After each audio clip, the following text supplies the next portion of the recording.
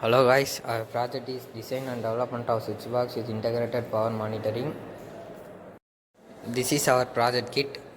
ESP32 microcontroller, relay module, touch switch, AC voltage sensor, current sensor, buck connector.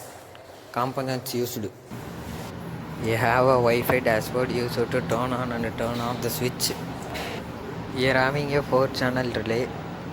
Power monitoring same web dashboard. Now I turning on of the switches by using touch switch on, off, on, off.